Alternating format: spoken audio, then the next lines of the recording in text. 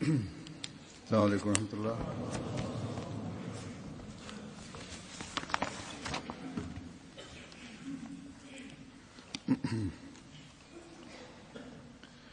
أشهد أن لا إله إلا الله وحده لا شريك له وأشهد أن محمدا عبده ورسوله أما بعد فأعوذ بالله من الشيطان الرجيم بسم الله الرحمن الرحيم الحمد لله رب العالمين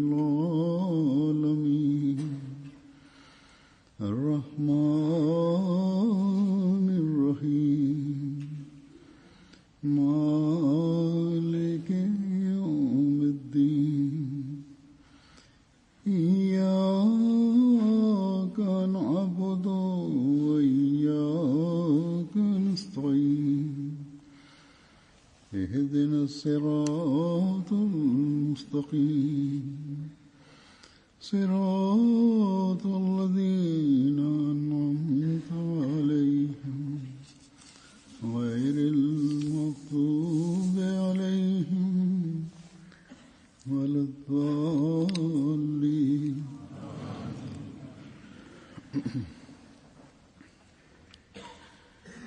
حضرت خلیفۃ المسیح اول. Bismillahirrahmanirrahim. Halifa mtukufu ayyadahullah taala ibn Salazi anasema kwamba halifa mtukufu wa kwanza radhiyallahu taala anhu jinsi aliyekuwa akimpenda Sayyidina alayhi salatu wassalam,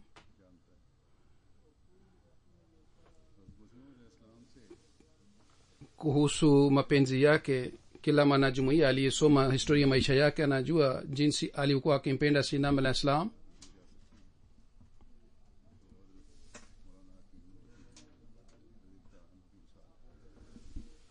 Ikiwa tunaweza kutoa mfano wa mapenzi kwa Sayyidina alayhi salatu wassalam, tunaweza kutoa mfano wa halifa wa kwanza. Yeye alimpenda Sayyidina alayhi salam kushinda watu wote. Baada ya kujiunga na jumuiya, baada ya kufanya bayat ya Sayyidina alayhi salatu wassalam, kwa kuonyesha mifano ya mapenzi yake, ikiwa tukitoa mfano wake, tunaweza kutoa mfano wa halifa wa kwanza kwa kushinda uhusiano wote wa dunia kwa kutimiza haki ya bayat. Ikiwa mtu yeyote aliyejenga uhusiano na Sayyidina alayhi salatu wassalam, mfano wake mwema ulipatikana ndani ya halifa wa kwanza.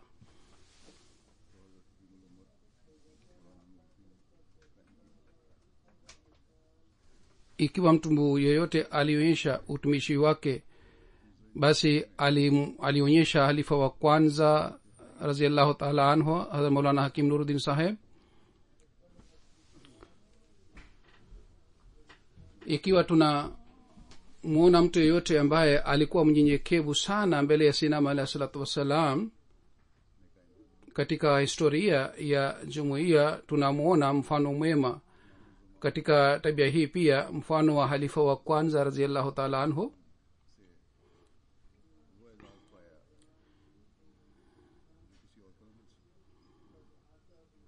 na kisha yeye alipata heshima na lakabu kutoka kwa Sayyidina alayhi salatu wassalam ambayo mtu mwingine hakuweza kupata. Sayyidina alayhi salatu wassalam kuhusu Sayyidina halifa wa kwanza alisema kwamba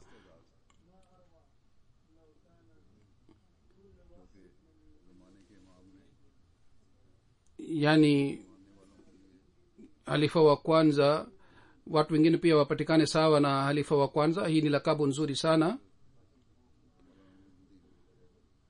Basi imamu wa zama hizi aliweka mfano wake halifa wa kwanza kama ni mfano kwa ajili ya wengine. Ikiwa mtu yeyote anaweza kuwa sawa na Nuruddin, basi mapinduzi yanaweza kupatikana.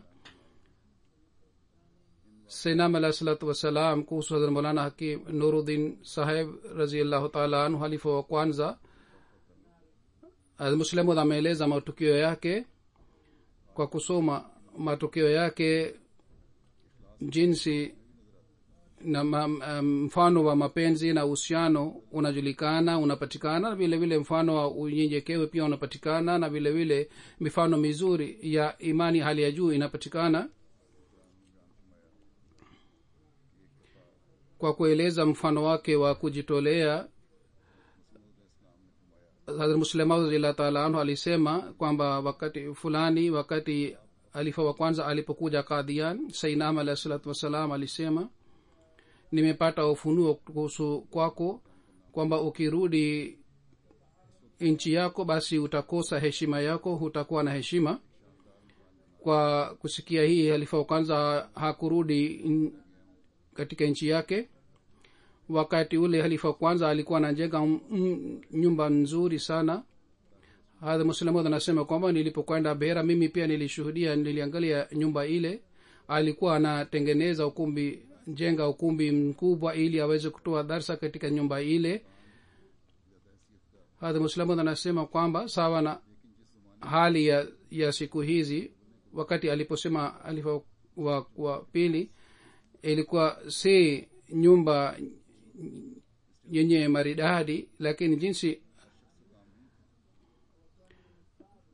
lakini wakati alifa kwanza alijenga nyumba, wakati ule jumuiya ilikuwa si tajiri sana, lakini jinsi aliyokuwa anajenga nyumba ilikuwa si kazi ya kila mtu.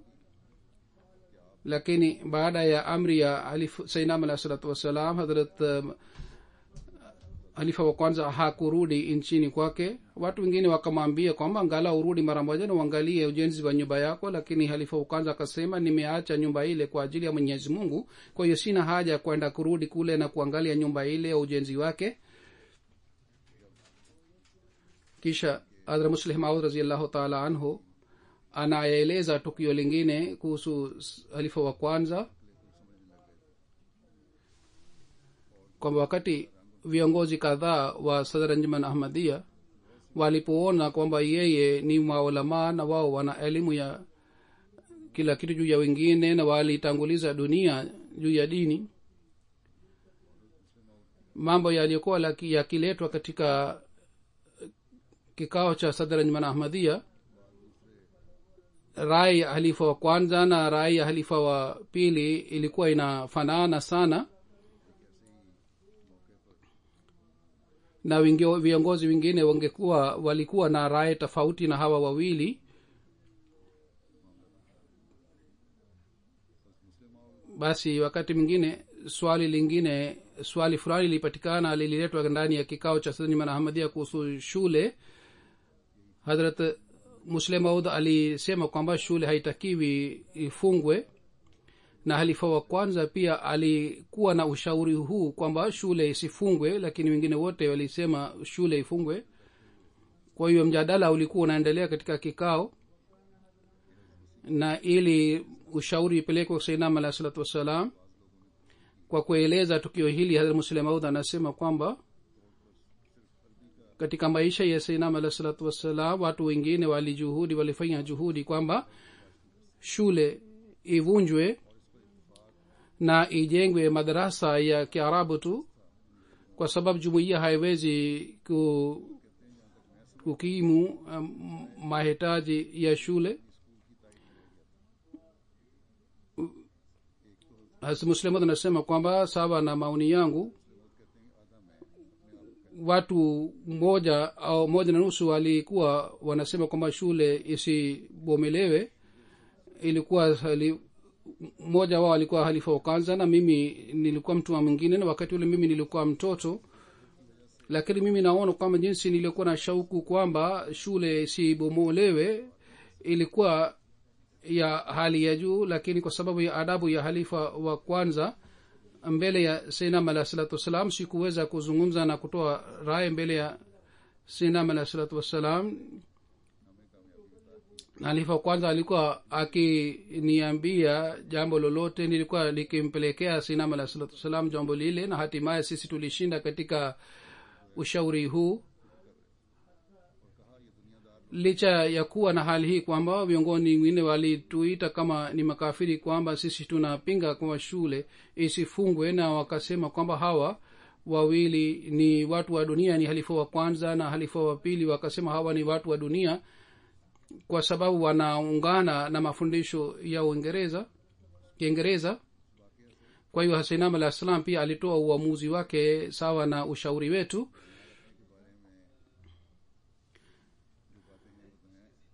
Kwa sababu ya uamuzi wa kuendelea kwa shule, manufaa yaliyopatikana ni dhahiri, lakini inajulikana hii pia kwamba halifa wa pili jinsi gani ilikuwa akimheshimu halifa wa kwanza.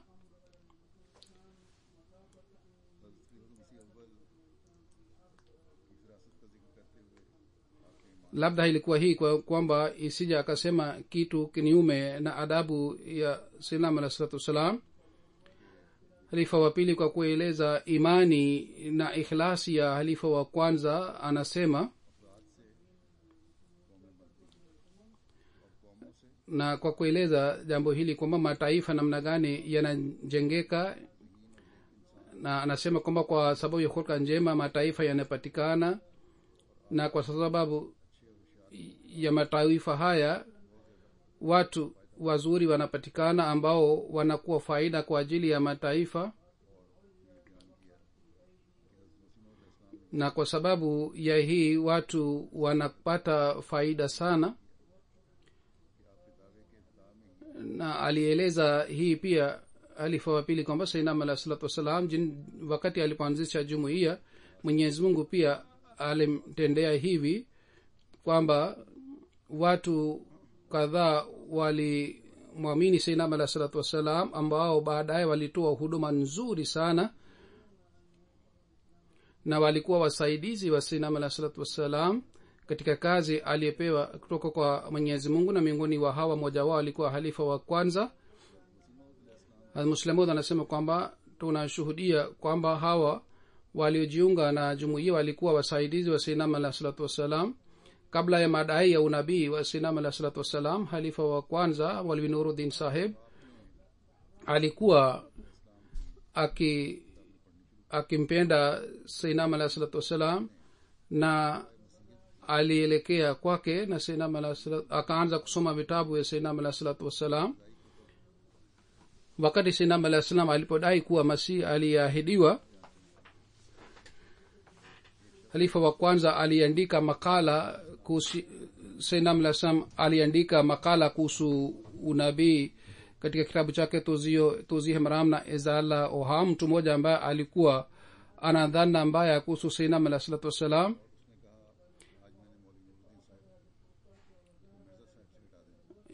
yeye alienda Jamu baada ya kusoma makala hii, akasema kwamba leo mimi nitampeleka mbali halifa wa kwanza kutoka kwa Mirza Sahib. Na wakati ule halifa wa kwanza aliwahi kufanya bayat ya Sayyidina alayhi salatu wassalam. Sayyidina alayhi salam alidai kuwa Masihi aliahidi wakati wa Tozih Imram na Fateh Islam, ambayo ilikuwa baada ya miaka miwili baada ya kupita tukio la bayat. Wakati yule mtu aliposoma katika vitabu vya Sayyidina alayhi salam kwamba anaandika utume unaendelea, akasema kwamba sasa lazima Maulvi Nuruddin atamwacha Mirza Sahib kwa sababu ya madai yake, kwa sababu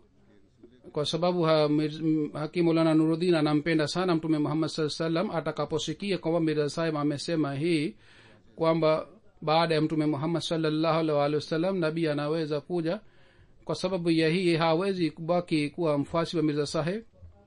Kwa hiyo huyo mtu akachukua watu kadhaa pamoja naye na akamwendea Maulvi Sahib, na alipofika kwake yule mtu akamwambia Hazrat Maulvi Sahib kwamba nataka kukuuliza jambo moja.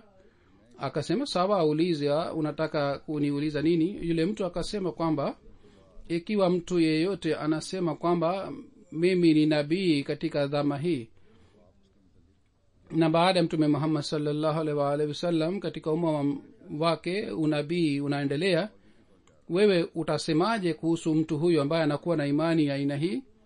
Yule mtu ambaye alikuwa na dhana ambaye alifikiria kwamba yeye anamwendea molwi shehe, lakini yeye alikuwa hajui kwamba mimi siendi kwa shehe, bali mimi na mwendea mtu ambaye Mwenyezi Mungu anataka yeye aitumikie dini tukufu ya Islam. Halifa wa kwanza kwa kusikia swali lake akasema kwamba yule aliyedai yeye anatakiwa angaliwe kwamba je, anastahili kuwa na madai haya. Ikiwa yule ambaye amefanya madai haya yeye si mkweli, si mtu mwema, tutamuita yeye ni mongo, lakini aliyedai madai haya yeye ni mtu mwema, nitafikiria kwamba mimi nimekosea, lakini yeye katika madai yake ni mkweli. Kwa hakika nabii anaweza kuja. Halifa wa kwanza radhiallahu ta'ala anhu alikuwa akisema kwamba aliposikia jibu langu hili akawaambia wasaidizi wake wenzake kwamba huyu bana amepotea kabisa, haina haja ya kuzungumza naye. Halifa wa kwanza alikuwa akisema kwamba kwa kusikia maoni yake haya nikamwambia, niambie kwa nini ulikuja hapa? Yeye akasema kwamba ni hivi kwamba Mirza Sahib amedai kwamba ufunuo wa Mwenyezi Mungu unashuka na mimi ni nabii wa Mwenyezi Mungu. Halifa wa kwanza kwa kusikia maoni yake haya akasema yoyote aliyosema Mirza Sahib ni sahihi na mimi naamini yoyote aliyoandika na aliyosema.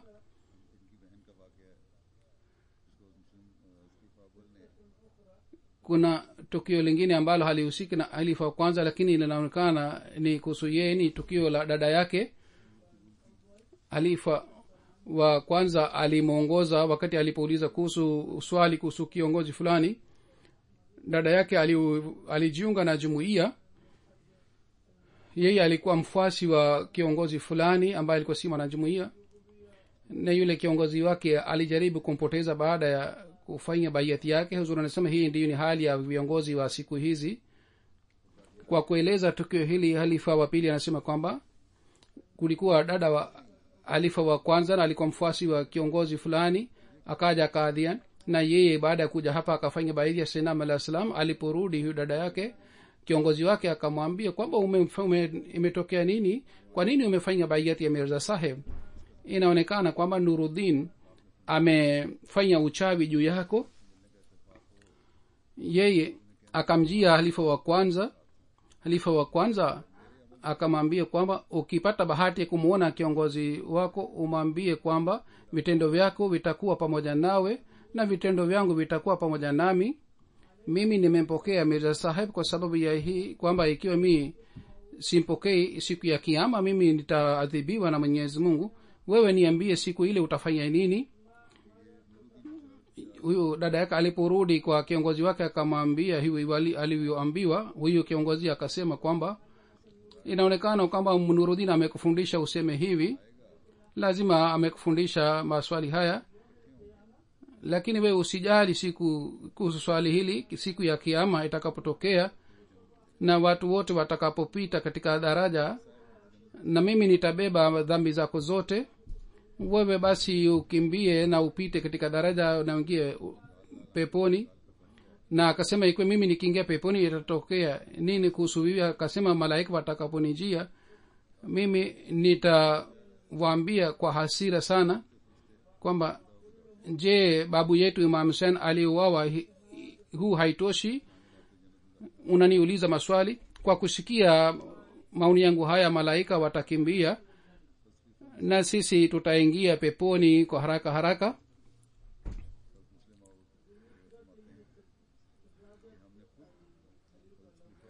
Hazur anasema Muslima kwa kueleza unyenyekevu wa halifa wa kwanza anasema kwamba sisi wenyewe tumemshuhudia halifa wa kwanza katika kikao. Alikuwa akikaa kwa unyenyekevu sana.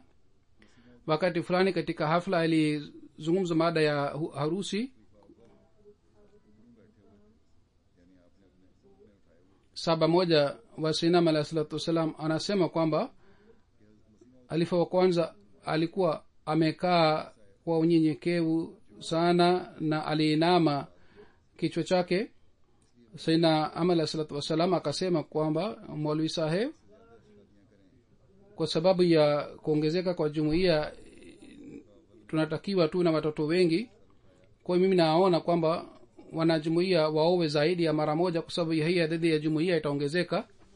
halifa wa kwanza akainua kichwa chake na akasema, huzur, mimi nipo tayari kukubali amri yako, lakini katika umri wangu huu nani atanipatia binti yake?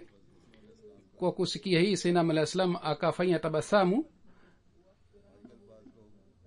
Muslimu anasema kwamba angalieni unyenyekevu huu na adabu ya sayyidina alah salatu wassalam, kwa sababu hii alipata heshima. Hazur anasema siku hizi watu wanapenda kuoa saidi, lakini si kwa sababu ya hii, lakini ikiwa kuna sababu fulani ambayo inaruhusiwa basi ni sawa, wanaweza kuwa zaidi. Lakini wengine wanaharibu nyumba kwa sababu ya shauku hii ya kuoa wake zaidi. na kuhusu hii sayyidina alah salatu wassalam amesema hatutakiwi tufanye tuowe wake zaidi. hadhrat muslimaud kwa kueleza tukio hili ameeleza kwamba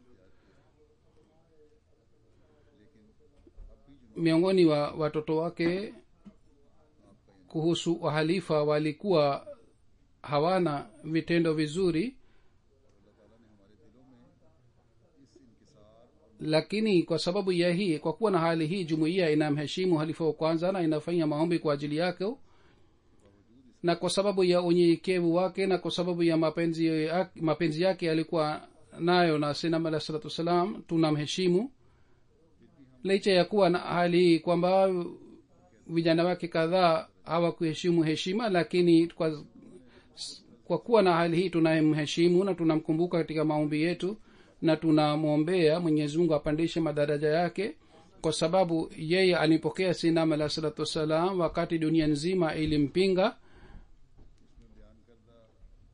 Basi halifa wa kwanza ana heshima katika jumuiya na itabaki daima dawamu.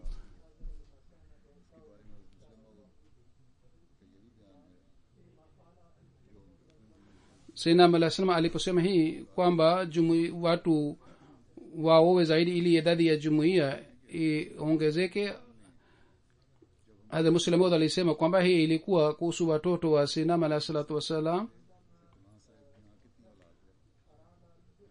anasema sayyidina alah salam alipotupatia ushauri wa kuoa alikuwa akiuliza kwamba mtu fulani ana watoto wangapi, wana ndugu wangapi. hadha muslimaud anasema nakumbuka mahali ambapo Mirza Bashir Ahmad Saheb alioa, kuhusu familia yake aliuliza kwamba hawa wana watoto wangapi.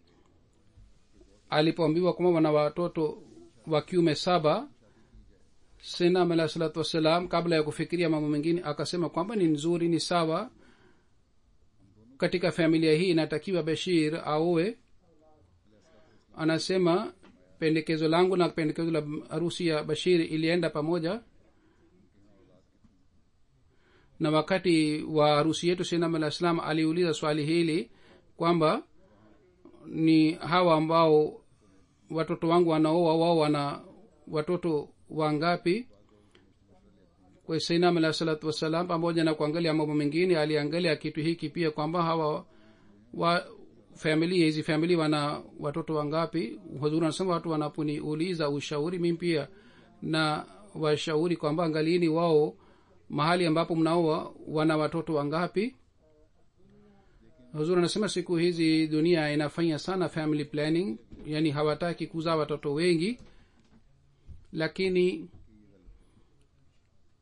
katika nchi ambapo ilipigwa marufuku wao pia wameanza kujuta kwamba uamuzi wao ulikuwa si sahihi, kwa sababu wanasema mwanadamu anapenda kinyume na kanuni ya Mwenyezi Mungu, basi mambo yanaharibika.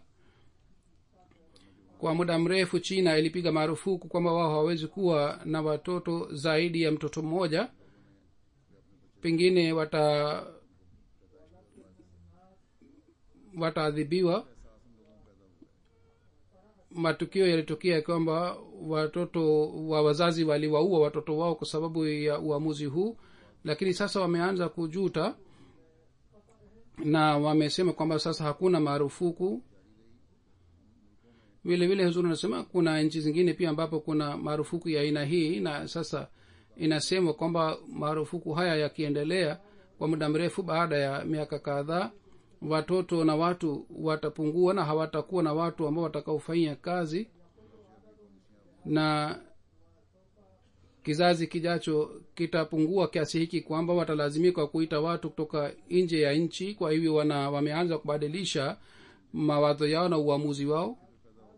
Huzuri anasema haya ni matokeo ikiwa mtu anapopigana na kanuni na Mwenyezi Mungu na anao kwamba yeye ana elimu ya kila kitu.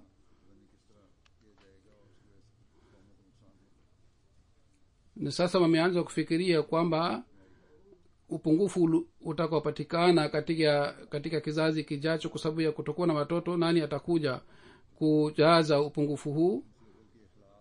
Hazrat Muslima radhiyallahu ta'ala anhu kwa kueleza imani unyenyekevu ya alifa wa kwanza anaeleza tukio lingine.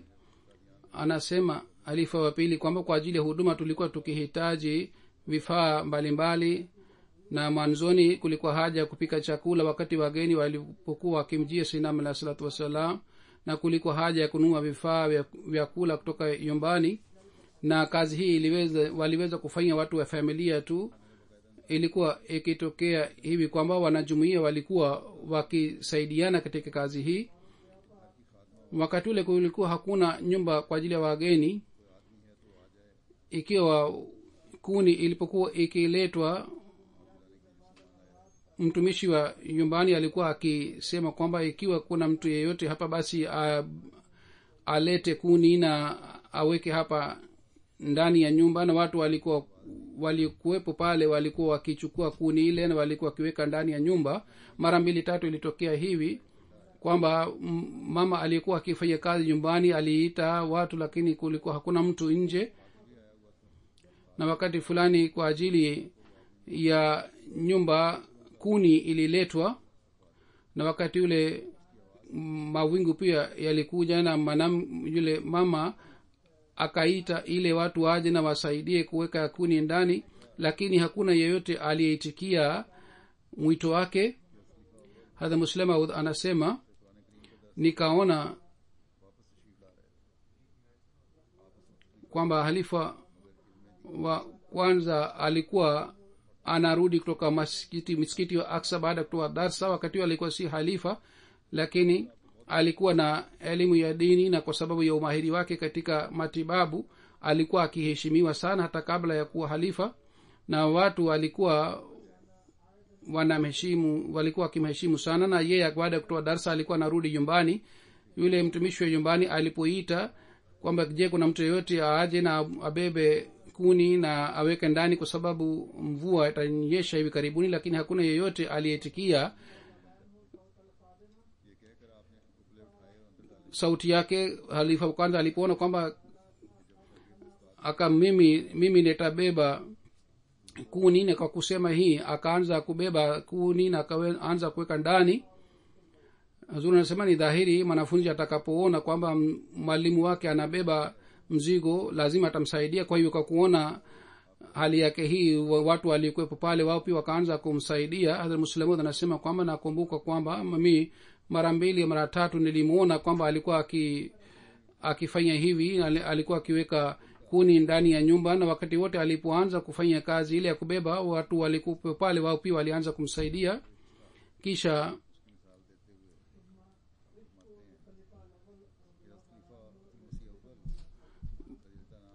kwa kutoa mfano wa mapenzi ya alifa wa kwanza alikuwa nayo kwa Sayyidina alayhi salatu wasalam, anasema alifa wa kwanza alikuwa na tabia hii moja kwamba alipokuwa akifurahi na alipokuwa akitaja jina la sinam alah salatu wassalam kwa furaha alikuwa akimuita kwa jina la mirza, na alikuwa akisema kwamba mirza wetu ana sifa hii.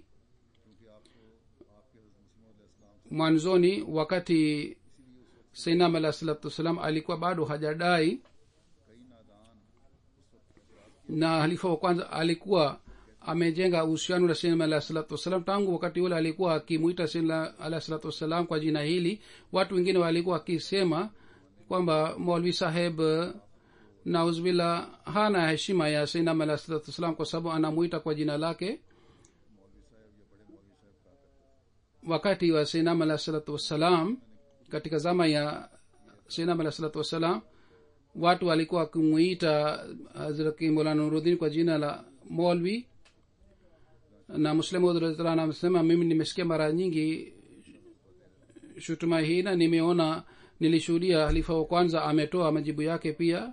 Wakati fulani katika msikiti huu wa Aqsa, halifa wa kwanza wakati alipokuwa anatoa darsa akasema katika darsa kwamba watu wengine wanaleta shutuma dhidi yangu na wanasema kwamba mimi si mheshimu sinam alah salatu wassalam, ila hali mimi kwa sababu mapenzi ya hali ya juu na upendo wa hali ya juu mimi namuita kwa jina la Mirza Saheb. Hadha Muslimu anasema hatutakiwi tuangalie maneno ya kidhahiri, bali tunatakiwa uhakika wake ni nini. Kisha kwa kueleza mfano mwingine wa mapenzi ya halifa wa kwanza, halifa wa kwanza alikuwa akimpenda sinam alah salam kiasi hiki kwamba hii haikufichika kwa mtu yeyote. Halifa wa kwanza alikuwa hana tabia ya kutembea haraka haraka. sinam alah salam alipokuwa akienda kwa ajili kutembea nje, halifa wa kwanza pia alikuwa akienda pamoja naye, lakini baada ya kutembea kidogo, wakati sinam alah salam alipokuwa akitembea haraka haraka, halifa wa kwanza alikuwa akikaa chini ya mti fulani. sinam alah salatu wassalam alipokuwa akirudi katika matembezi yake, alikuwa akimchukua halifa wa kwanza pamoja naye tena. Na mtu mwingine akasema kwamba halifa wa kwanza haendi pamoja na sinam alah salam, lakini sinam alah salatu wassalam akasema yeye anaenda kila siku, na akasema yeye anaenda kila siku pamoja nami, lakini kwa sababu ya choka anakaa chini ya mti, lakini mnaporudi yeye anajiunga nami tena. Kwa hiyo sinam alah salam kila siku alikuwa akimchukua halifa wa kwanza pamoja naye wakati alipokwenda kwa ajili ya kutembea asubuhi. Wakati halifa wa kwanza alipokuwa akichoka na alikuwa akikaa chini ya mti, sinam alah salam alikuwa akimwambia kwamba jambo fulani ikoje. Kwa hiyo halifa wa kwanza alikuwa akienda mbio ili aweze kujibu. Kisha tena baada ya muda mfupi halifa sinam alah salam alikuwa akitembea haraka haraka, na kisha alikuwa akisimama tena na alikuwa akiuliza tena kwamba Maulvi Saheb jambo fulani na fulani ikoje. Maulvi Saheb tena alikuwa akijiunga na sinam alah salatu wassalam, na kwa sababu ya kutembea haraka alikuwa akichoka sana, lakini sinam alah salatu wassalam alikuwa akitembea pamoja naye. Baada ya kutembea ya 30 au 40, Maulvi Saheb akibaki nyuma tena. sinam alah salam alikuwa akimuuliza jambo fulani, na halifa wa kwanza alikuwa akijiunga naye tena, ili halifa wa kwanza awe na tabia ya kutembea haraka haraka. Na ilikuwa sababu ya kutokuwa na uzoefu wa kutembea haraka haraka, alikuwa akibaki nyuma kwa sababu alikuwa akifanya kazi ya matibabu na alikuwa akikaa wakati wote, na alipokuwa akienda kuangalia mgonjwa alikuwa akitumia usafiri. Kwa hiyo alikuwa hana tabia ya kutembea haraka haraka.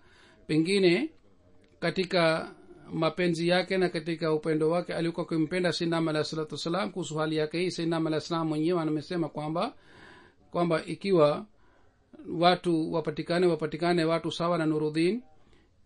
Kisha katika mfano mwingine imani na mapenzi ya halifa wa kwanza inajulikana. Halifa wa pili Muslim Maud anasema kwamba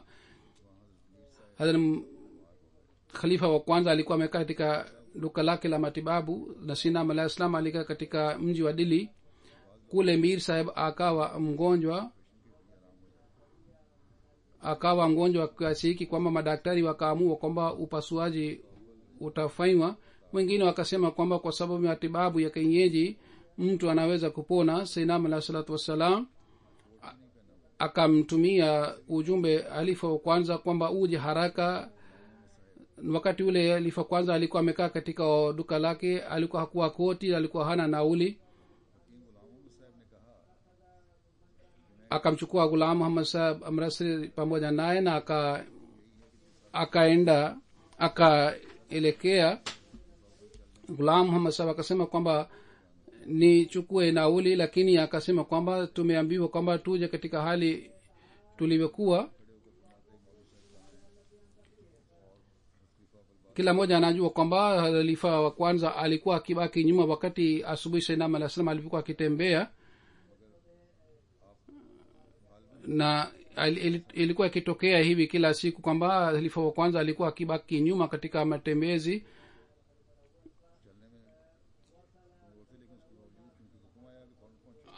khalifa wa kwanza alienda kwa miguu Batala pamoja na hakim Ghulam Ahmad Sahib. alikuwa hana uzoefu wa kutembea, lakini alienda Batala kwa miguu. sasa angalieni, hii ilikuwa imani yake. alikuwa hana tabia na uzoefu wa kutembea sana, lakini alipopewa amri ya sayyidina alayhi salatu wassalam alitembea maili 11 kwa miguu. hakim Ghulam Ahmad Sahib akasema kwamba sasa tutafanyaje kuhusu nauli? halifa wa kwanza akasema ukae hapa, Mwenyezi Mungu mwenyewe atafanya mpango wa nauli. huo ni mfano wa kutegemea kwake Mwenyezi Mungu.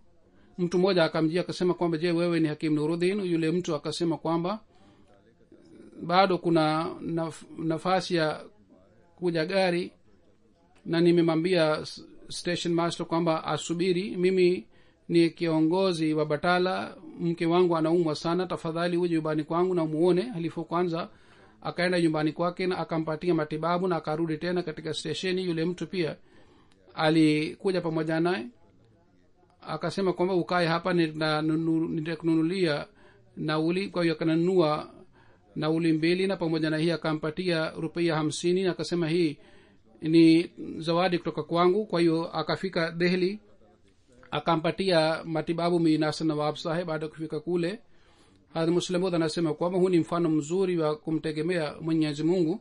Mungu anaona kwamba ikiwa tegemeo lake ni nzuri, basi anamsaidia. inawezekana kwamba wakati kwa sababu ya majaribio mtu asipate chakula, ikiwa inakuwa kutoka kwa Mwenyezi Mungu, na baadhi wakati labda mtu akose mawazi, labda hali yake iwe ifanane sawa na kifo, ili watu wamshuhudie kwamba yeye anamtegemea Mwenyezi Mungu. Hadha Muslim anasema kwamba baadhi wakati mtu anakosa mawazi na anabaki na kinyasa tu, hata katika hali hii anaonyesha subra, na kwa kuonyesha hali yake hii Mwenyezi Mungu anawahimiza wengine kwamba wao pia wamuombe kwake. lakini wale ambao wanamtegemea Mwenyezi Mungu hawaendi kwa wengine kwa ajili ya kuomba, bali wanamtegemea Mwenyezi Mungu na wanamuomba kwake. huu ni mfano mwema wa tegemeo la halifa wa kwanza juu ya Mwenyezi Mungu. Hazur anasema halifa wa pili kwa kueleza jambo hili kwamba halifa wa kwanza alikuwa akiheshimiwa sana na alikuwa wali wa Mwenyezi Mungu.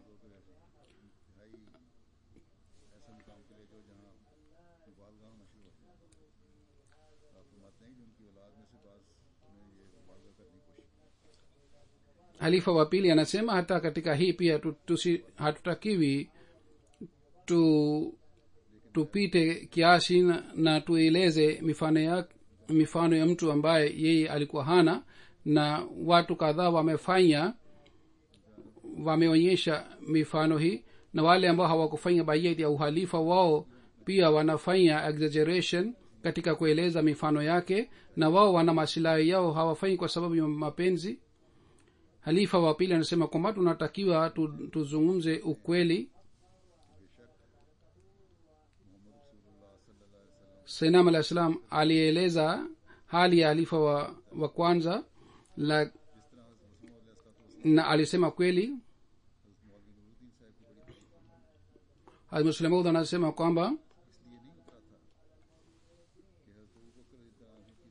sainam alah salatu wassalam alimsifu sana halifa wa kwanza jinsi Hazrat Abubakar Siddiq radhiyallahu anhu alisifiwa. Qurani haikushuka kwamba Hazrat Abubakar asifiwe, wala haikuelezwa katika ufunuo wa sainam alah salatu wassalam kama sisi tumekutuma ili uimarishe heshima ya halifa wa kwanza. Lakini sainam alah salam alieleza ukweli.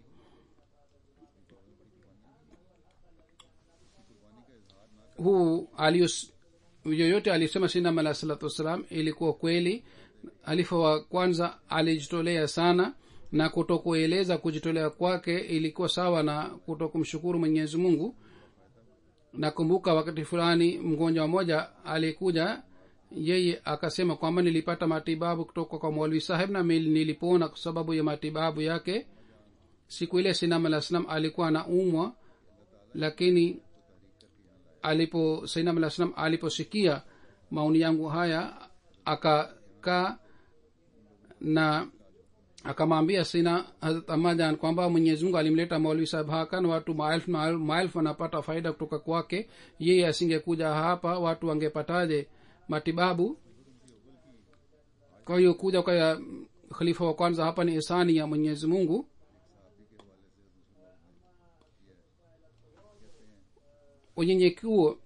Unyenyekevu alikuwa anayo halifa wa kwanza. Hali yake ameeleza Muslim radhiyallahu ta'ala anhu kwa kumpitia sahaba moja wa sayyidina alayhi salatu wassalam.